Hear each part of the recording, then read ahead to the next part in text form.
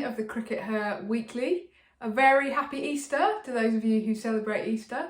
And we have had a lovely weekend, including a very good Good Friday, which was spent watching our first live cricket of the season. And it was a great day for Sid in particular, because it was Vipers v the Vipers at the Aegeus Bowl. So the Vipers won, Sid. Yeah, it was an inter-squad game and it was fun, wasn't it? It was great just to, just be out there and sitting in the sun and watching some live cricket. It takes a bit of getting used to after watching on the television all winter, but I just love watching in person. And yeah, so inter-squad game for the Vipers. Yeah. Tara Norris had a good game. She took a bag of wickets. Paige Schofield had a good game. She hit some runs quite quickly. Emily Windsor also had a good game, knocking it around, but she just knocked it around and yet still scored a run of ball, running quite quickly, kind of picking up where she left off in the RHF final in a way. And good to catch up with everyone. Said hello to Charlotte Edwards. She suggested that we might like to pick her squad for her because she was having too many problems picking the squad for going into the opening round of games because they've got so many great players. Nice problem to have. So yeah, and we also saw Susie Bates there. She was there. So, and obviously we'll be seeing more of her later this summer, definitely at the Commonwealth Games and perhaps in some domestic cricket. You never know. Who knows? Okay, well that was a really nice start to the season. Vipers looking good for their third successive Rachel Hayo Flint Trophy final, Sid?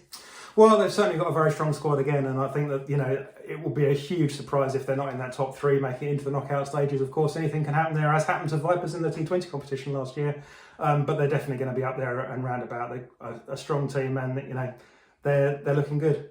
Okay, now on to more international cricket news. The ICC have recently concluded a board meeting. I think that actually they were wrapping it up round about the time that we were recording last week's podcast. So we're a few days behind with this news, but there were some quite important outcomes of that meeting.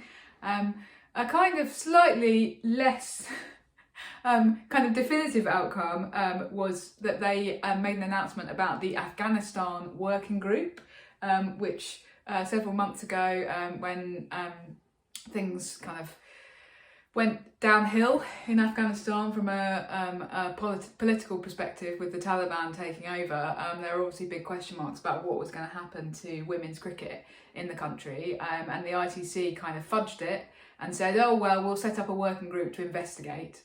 Now the working group has reported, Sid, and this is what was in the press release. The Afghanistan Cricket Board confirmed their continued commitment to developing women's cricket and will submit a full action plan and budget to do so to the working group, which will continue to monitor the situation and receive regular updates on its progress. Doesn't sound to me like that. They've actually really said anything there. It's a very ICC kind of working group. I mean, I like fudge as much as the next man, but I like the kind of fudge that you can eat from a bag. It's very much what we predicted, isn't it? We set up a working group, they've gone off and spoken to some people, and they've come back and they've said, oh, well, let's keep talking about it and having a nice chat about it. Perhaps we should set up another working group. Yeah. I mean, yeah, I suppose I wasn't really expecting anything different particularly, but it's quite frustrating because it just feels like, as you say, they're fudging it. They can't really be bothered to do anything, so they're just going to pay lip service to women's cricket and it, as we said at the time that this happened, it really sets an example to other countries who are either members of the ICC or want to be members of the ICC, that actually the ICC don't take the commitment to running a women's team properly and a women's setup properly seriously. That's meant to be one of the conditions for membership, but actually if Afghanistan can get away with not really doing anything, then so could anybody else. Yeah, and I accept that it's not an easy situation, and that that there will be a lot of negative consequences to effectively killing the men's team as well. But sometimes you have to take tough decisions, and I would rather that the tougher decisions were taken, honestly. But Okay. I guess that in some ways it's easy for us to sit and talk about that. But I think that it is a pity that they can't actually make anything definitive about the women's team there. Yeah. Anyway, on a happier note, what other news have they had for us? There was an announcement about the Under-19 Women's World Cup, the first ever. It's obviously been delayed due to COVID. I believe it was meant to take place originally in 2020, was it? Or yeah, certainly maybe the tail end of 2020. I can't remember exactly what the schedule was, but I remember remember talking to Holly Colvin about Yeah. it during the World 2020 in Australia. Yeah. And she was very excited about it. You know, that's obviously coming up, and then it got flattened by COVID, Yeah. along with an awful lot of other stuff. But it's back, and It's back. it's bigger than ever, Raf. Yeah, It's so going it's going to be huge. It's going to be enormous. Yeah, so well, it's going to be. They've said the location and the date, so it's going to be in January 2023 in South Africa. And if that sounds familiar, it's because that's right before the main women's T20 World Cup, and this will also be in the T20 format, which I guess isn't necessarily unexpected. So that's going to be quite interesting couple of months in South Africa. But as you say, yeah, big old tournament. I think they said 41 games, 16 teams. That's a lot of teams, isn't it? And that's actually really interesting and really positive, because what that suggests to me is that the ICC have got much more of a long-term plan than we perhaps gave them credit for building women's cricket over the longer term. So, you know, what they're saying is that at the moment, you know, in terms of the actual World Cups, you know, we're going to stick with our 10-team format for the T20 World Cup. You know, we may look at upgrading to 12 teams. They kind of talked about that. I don't think they've definitively said whether or not they will. But longer term, they're obviously going, you know, we want to kind of pull in more teams, and that's going to give teams from all sorts of countries the opportunity to go there and compete. And those players, you know, those younger players, and we know now as well that it is going to be almost exclusively younger players. They're going to be quite restrictive about that under 19 thing. You have to be under 19 in November. You know, it's not going to be, you know, filled up with 24, 25-year-olds that sometimes wind up being in these sort of A teams that people run.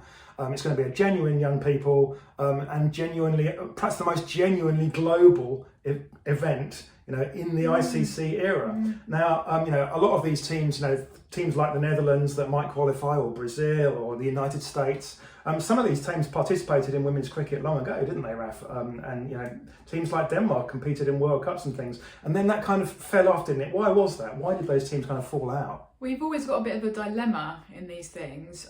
How useful is it? So, and what we might see in the Under-19 World Cup is Australia just smashing all comers, because they are going to be so much better, because they are more developed and they have got a better structure underneath.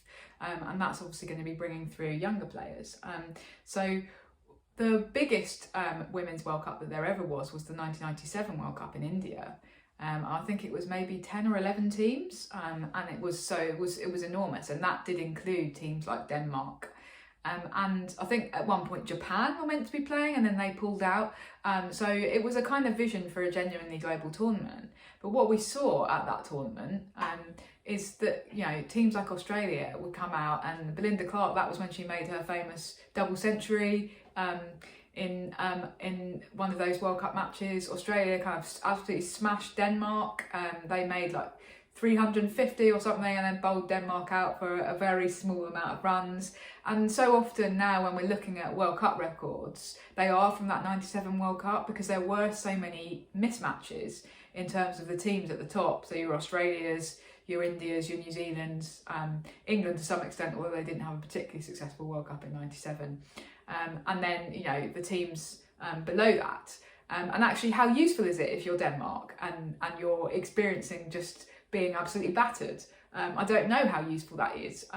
Obviously, teams in some of these associate nations would say, well, we don't care, we just want to be playing the best. And so at this Under-19 World Cup, they are going to have an opportunity to do that. But it was kind of the International Women's Cricket Council said after the 97 World Cup, well, actually, we think that was a bit pointless in some ways. So that's when it went down to being 8 teams, and that's what we've still got. Okay, but there's hope for the future that we can kind of build that up. Yeah. And I think that this kind of marks a line in the sand, if you like. And certainly, I mean, I would expect, I mean, I'm thinking that, you know, that England will probably be the second best team there. I mean, there's obviously question marks about whether England will send Alice Capsey and Grace Scrivens, whether there's any point in sending them, particularly if Alice Capsey, as hoped, will be playing in the proper T20 World Cup, you know, that's right afterwards. Will the ECB want to risk her potentially getting injured in that tournament? Don't know. Anyway, generally speaking, I'd expect England to probably be the second best side there, all things, and I still expect that England will get utterly smashed by Australia. I think Australia will be the best team at this World Cup by so far that it will in some ways feel a bit pointless. I'd expect to see the Australian under-19s hitting scores of 350 in a T20 and then bowling. I wouldn't be surprised if we see some teams bowled out for 10. And that's going to happen. But it gives these players a chance to participate in that World Cup, to play against people that are more equal to them. If you can cope with that battering from Australia, you can cope with anything. And it gives you a chance to judge yourself against the very best in the world, which is what you really need to do. One of the big issues for anyone playing in an associate country is there are so few opportunities to do that. Yeah. It's all very well, you can be the best player in your country, but in order to kind of judge where you are and to kind of really up your game, it's not possible to do that unless you're playing the best. So I think it's a really exciting development, and I'm looking forward. Hopefully, we'll see lots of live stream coverage of it, and really looking forward to seeing how everybody gets on there. I think that you might well end up having to eat your words about England being the second best team in an under-19 World Cup. What do you think? Well, India are going to have Shafali Verma, aren't they? And I know that people are saying on Twitter, what's the point in playing her? She's already one of the best players in the world, like whether it's under-19s or over-19s. But the BCCI are going to want to win. And if they think that Shafali Verma is their ticket to winning the Under-19 World Cup, they are jolly well going to play her. And they are not going to let any qualms about, it's meant to be for people who haven't really played international cricket, let them get in their way of doing that. That's how the BCCI operate, I'm afraid. And to be honest, I think that actually, in some ways, it makes sense, because if Shafali Verma can have brilliant performances at the Under-19 World Cup, then it's going to generate more interest in women's cricket in India. If they win it, then it's going to generate a huge amount of press coverage. That can only be good for Indian women's cricket. So why wouldn't you play her? Assuming that the ICC doesn't put in some kind of rule to stop it. And if you're the ECB, therefore, why would you not play Alice Capsey? I'm sorry, but I don't accept your argument about, she might get injured. She might trip over a ball at Loughborough in the indoor nets and break her ankle. Exactly. These things happen, but what better way to warm up for a kind of proper full T20 World Cup than playing in South Africa on the same, in the same ground, potentially even on some of the same pitches, a month beforehand in an Under-19 World Cup. It would be the best warm-up that she can get. She would go into the actual thing totally in tune, much more than any of the other players. So of course they're going to play Alice Capsey. Why would you not? Doesn't make any sense if they don't. Okay, well, we'll see, and we'll see if Shafali plays for India. Certainly, I agree that the one circumstance in which I can see potentially Australia getting beaten in the final is if they come up against India and Shafali has a good day and hits 150 off 40 balls, and that's going to be the one circumstance which might cause Australia to not win the tournament. But otherwise, I think that. Well, I think if the ICC don't want this to happen, then they need to be stricter about their criteria, don't they? They could even put in a rule that says that nobody who's named in the squad for the Under-19 World Cup can then be named in the squad for the full World Cup a month later. But they haven't done that. There doesn't seem to be any signs that they are going to do that. Yeah. It's difficult. I mean, we talked about maybe introducing a rule that said that nobody that's played a full international can play in the Under-19 World Cup. But as Hypercourse pointed out on Twitter, that does actually is going to wind up excluding a pile of players from the likes of Brazil or Argentina or USA and things that really would benefit massively from that experience. So creating those hard and fast rules does create problems. So you rely on the individual cricket board's discretion, and I think that the discretion of the individual cricket boards is going to be, we want to win this thing. Okay, well, we'll see. I'm looking forward to it. Yeah, me too. And we have also had a big bit of news closer to home this week. Quite sad news in a way, but maybe not necessarily unexpected. Anya Shrubsole has announced her retirement from international cricket. Obviously, she's been a brilliant bowler for England for many, many years now. How many years is it? 14 years she's been playing international cricket, I think I read. 2009 or something. And that is just a hugely lengthy career. She's been part of a kind of very famous new ball partnership with Catherine Brunt. But we are not going to see her playing international cricket anymore. So not a massive surprise, Sid, perhaps? Well, in some ways, not a surprise at all, in that she'd already effectively been retired from T20 at the international level. Yeah. I mean, it's ironic that a lot of these players are retiring from T20 at the international level, and probably the only time we'll see them now is in T20s. But Anya hadn't played a T20 since the infamous Icebox series at Derby, which of course you covered for The Guardian. So cool, because it was so Cold. So this was the series between England and the West Indies, played during the sort of height of the COVID pandemic in 2020. September 2020. And they put all of the press So that was the outside. last time she played an international T20. But obviously she'd been, she's played most of England's games in the ODI formats. She's played the tests since then. And definitely a player, perhaps not quite a great player, but definitely a player who achieved great things. The high moments of her career. She was player of the tournament in the T20 World Cup in 2014. Bangladesh, was it? And then of course that World Cup final moment. Ralph, I wrote a piece on the blog about kind of my special memories about Anya and a couple of things that I had seen and about her, so you guys can go and read that. Ralph, what are your kind of special memories about her over and above kind of that sort of the thing that everyone's writing about is the World Cup final? What? Oh, that's a great question. I didn't realise you were going to ask me that one, Sid.